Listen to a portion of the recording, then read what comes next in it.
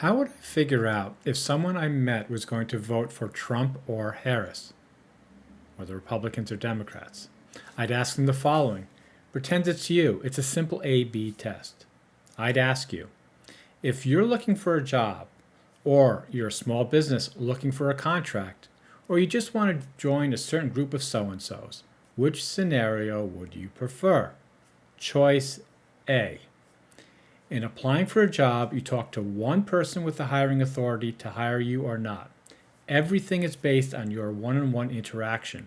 If he likes you, you're hired. If he doesn't, you're not. There are no appeals. Now, side note, the TV show The Apprentice was based on such a concept.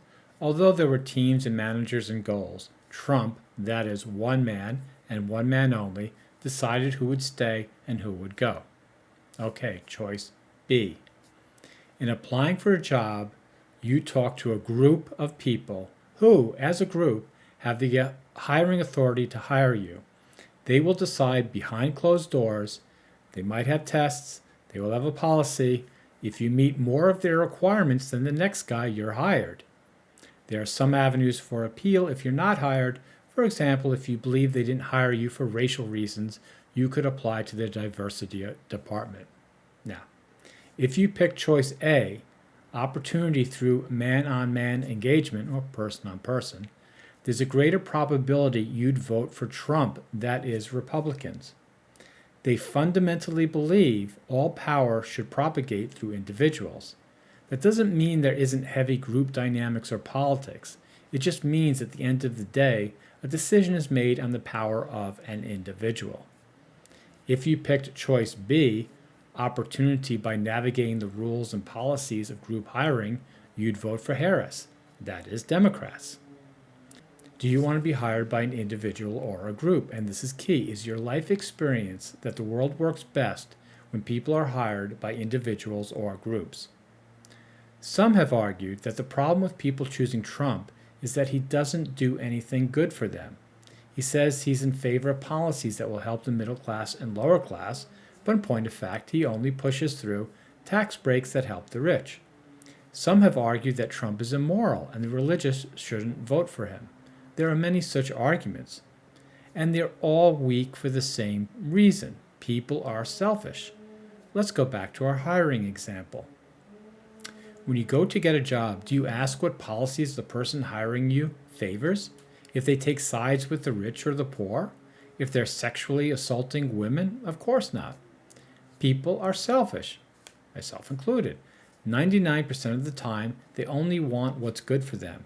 They ignore everything else, especially if it might hurt their chances for getting ahead. Take a simple example of a mother or father who has to work to feed their kids. Would they ever risk becoming homeless because they find something immoral about how others are treated by their employer? If we break the world up into two groups, those who have personal relationships, choice A, and those who have group relationships, choice B, how do they view accountability? A man working on an oil rig must work in a way that he doesn't get everyone killed if he screws up. You might think he's a choice B man, looking to the group for guidance and accountability, but he's not. He is accountable to the man above him, and the man below him is accountable to him. Everyone knows the chain of command, so to speak. Of course, they have policies and procedures, but they recognize that one must think for themselves in certain situations, put their lives on the line, or there will be real injuries or death to many. To them, it doesn't matter if Trump or anyone else is at the top, hires this person or that. It only matters that those around them will respect the chain of command and the personal accountability that goes along with it. A man working in a city must work in a way that doesn't hurt the ability of the group to make money from the people working in mines, factories, farms, etc. Everything in choice B is we this and we that. As long as everyone follows the group policy, everyone can keep their place. The problem today is the line workers, generally choice A types, are far removed from the choice B types. If you work in construction, mining, farming, or any dangerous job, you are accountable, and the man above you is accountable, and that's all that matters.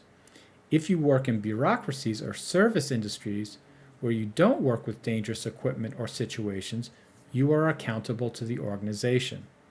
Neither is right nor wrong. Organizations stifle individual decision making and values. Individual actions weaken group decision making and whatever. So, anyway, one is not better than the other. They must always work together. Many Trump voters do not vote for Trump based on his policy. They vote for him because he operates like they do. He tells it like he sees it and lets others decide if they want to work with him or not. Many Harris voters do not vote for Harris based on her individual strengths. They vote for her because she operates in a system like they do. She communicates the policy of the group, and they decide if they want to follow those policies or not. So there's my quick test. Let me know in the comments if you have something to add or subtract, or what test you might have. Where do I stand? I won't vote for either. There's merit in both approaches to getting things done, but there is no merit in either of those candidates or parties. Thanks for watching.